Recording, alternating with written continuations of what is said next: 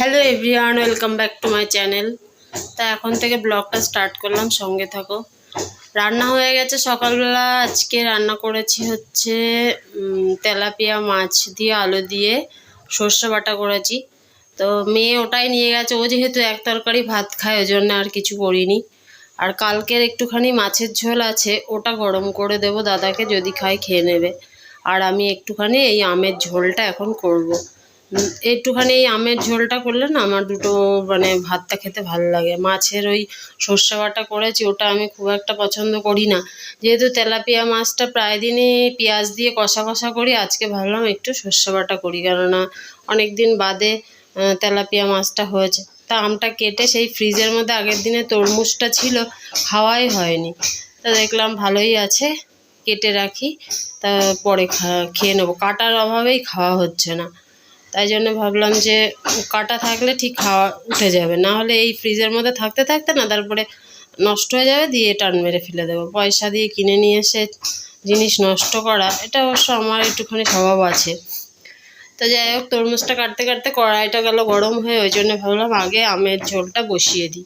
তো একটুখানি শুকনো লঙ্কা আর সর্ষে ফোড়ন দিয়ে দিলাম, দিয়ে আমগুলোকে একটুখানি তেলের মধ্যে জাস্ট সামান্য নাড়াচাড়া করে নিয়ে লবণ হলুদ দিয়ে জল দিয়ে ঢেকে দেব। তারপরে সেদ্ধ হয়ে গেলে একটু চিনি দিয়ে নামিয়ে নেব। এই আমের ঝোলটা না খেতেও ভালো লাগে আর খাওয়াও উপকার, যেহেতু গরমে এটা সবথেকে বেশি ভালো হয় যদি চিনিটা না দেওয়া যায়।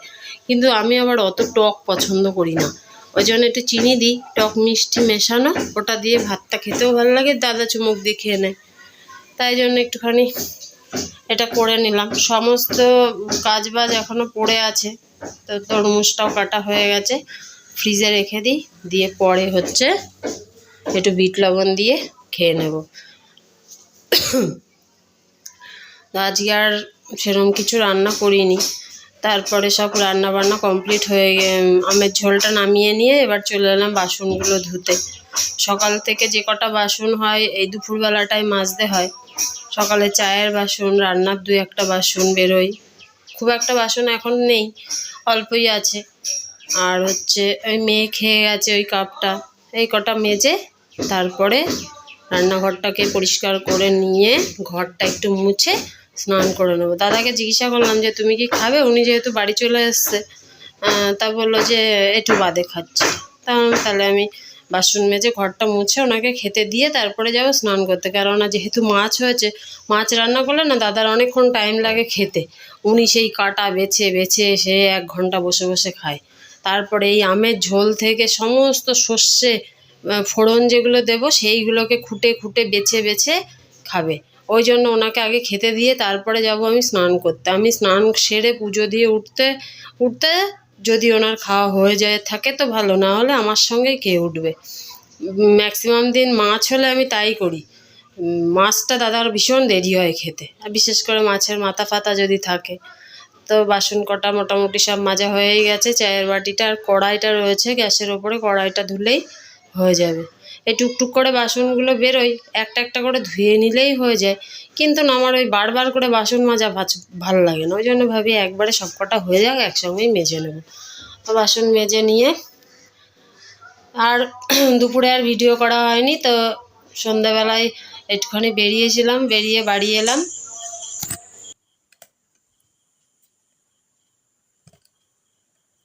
কালকে পুচুদের দোকানে হালখাতা হয়েছে, এই যে ধর অ্যাসে সেন্টার।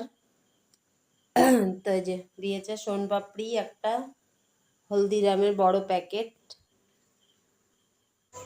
তো পুচু ফোন করেছিল, জিজ্ঞাসা করলো বাড়ি আছি কিনা, তা বললাম হ্যাঁ আছি। তাই দেখতেই পেলে ওইটা দিয়ে গেছে। ওদের দোকানে হালখাতাতে এই সোনপাপড়ি আর লাড্ডু করে, তো এবছর সোনপাপড়িটাই করেছে, তো একটা দিয়ে গেছে।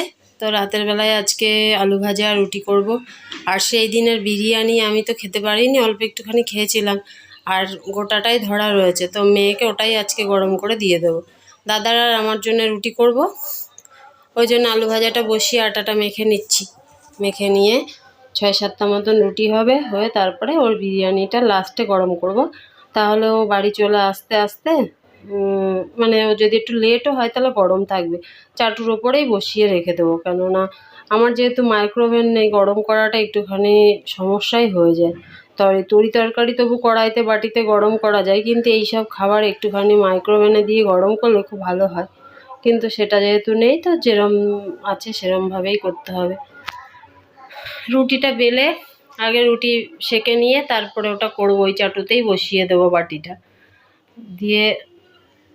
তারপরে হচ্ছে যেহেতু এই দুদিন ধরে মেঘলা ওয়েদার হয়ে রয়েছে, কদিন ধরে না জামা প্যান্ট কটা কাচা হচ্ছে না, বাথরুমের মধ্যে কিছু রয়েছে। আজকে অনেক কটা ধুয়ে মেলে দিয়েছিলাম, তা শুকায়নি, দুদিনেই শুকাবে।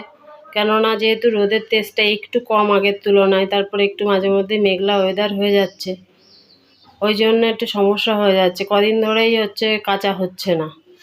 আবার এক গাদা জামা প্যান্ট জমে গেছে, তো এখন আবার সেই কাচাকাচি ঝামেলা হয়ে যাবে। যাকে রুটিটা হয়ে গেল, এইবার মেয়ের খাবারটা বসিয়ে দিয়ে আমার হচ্ছে সমস্ত কাজ কমপ্লিট হয়ে গেছে। ওর দেরি হবে বলল, তো হচ্ছে আমি ভাবছি আমি খেয়ে নেব। দাদাকে জিজ্ঞাসা করব, যদি উনি খায় ভালো, না হলে আমি খেয়ে নেব, কেননা আমার একটু খাওয়াটা কদিন ধরেই লেট হয়ে যাচ্ছে। তারপরে রুটি তরকারিটা করে নিয়ে ভাবলাম যে খাবো, তারপর আবার দেখলাম বোতলগুলো সব ফাঁকা, তো জলটাকে ভরে নিই। ফ্রিজের মধ্যে জল, আমি ফ্রিজের জল যেহেতু যবে থেকে আমার ঠান্ডা লেগে সেই জ্বর ফর হলো, তখন থেকে আর ফ্রিজের জল খাচ্ছি না। আমি নর্মাল জলই এই কুল ওয়াটারের বোতলে ভরে রাখি। এই জলটা তাও একটু মোটামুটি ঠান্ডায় থাকে। আর আমাদের ঘরের ফ্রিজে মানে ফিল্টারের জলটা অনেকটা গরম হয় না, মোটামুটি খাওয়া যায়। তো আমি নর্মাল জলই খাই, কিন্তু ওরা দুজন যেহেতু ফ্রিজের জল খায়, ওই জন্য ফ্রিজে জলটা রাখতেই হয়। তা দেখলাম 2 বোতল জল রয়েছে, বাকি বোতলগুলো সবই খালি। ওই জন্য ভাবলাম আগে তাহলে জলগুলো ভরে ফ্রিজে দিয়ে নিয়ে তারপরে খেতে বসবো। এই সারাদিন কাজ করতে করতেই কোথা দিয়ে যে দিন চলে যায় টের পাই না। সকালে ঘুম থেকে উঠি, আবার সারাদিন খাটতে খাটতে কখন রাত শেষে, দিন শেষে হয়ে রাতে পরিণত হয়। তারপরে আবার খেয়ে দিয়ে ঘুমিয়ে পড়ি। এই যে একটু রসমালাই নিয়ে নিলাম পাশে, মেয়ে আসার আগে খেয়ে নিতে হবে, দেখতে পেলে আর রক্ষে নেই। মেয়ে এসে গেছে, ওর খাবারটাও বেড়ে দিলাম, দেখতেই পেলে। বিরিয়ানি, কোল্ড ড্রিঙ্কস আর জল সব একসঙ্গে ওই ছোট্ট টুলটার ওপরে দিয়ে দিয়েছি, খাচ্ছে। আমি এদিকে জামা প্যান্টগুলো সেদিনকে সেই ধুয়ে দিয়ে মেলেছিলাম, আজকে সব ঘরে এনে রেখেছি, তো এখনও ভাঁজ করে তোলা হয়নি। ওই জন্য ভাবলাম যে আগে গুছিয়ে নিই, তারপরে বিছানাটা ঝেড়ে শুয়ে পড়বো। মোটামুটি সব কাজ কমপ্লিট হয়ে গেছে, শুধু এই কটাই বাকি আছে। তো 2-3 দিন ধরে এগুলো ভাঁজ করাই হচ্ছে না, সময়ই পাচ্ছি না। সময় না, অ্যাকচুয়ালি মনে পড়ছে না ভাঁজ করার কথা। ওই জন্য আজকে ভাবলাম আগে ভাঁজ করে তুলে দিই, দিয়ে তারপরে ওষুধটা খেয়ে শুয়ে পড়বো। তো যাই হোক, আজকের মতন ব্লগটাও এখানেই শেষ করব, আর বাড়াবো না, রাত হয়ে গেছে। খুব বেশি রাত হয়নি, আজকে 10টা 20 মতন বাজে। তা ভাবলাম একবারে কাজ শেষ যখন হয়ে গেছে, তো আর ফালতু দেরি করে লাভ নেই, একটু সকাল করে শুয়ে পড়ি।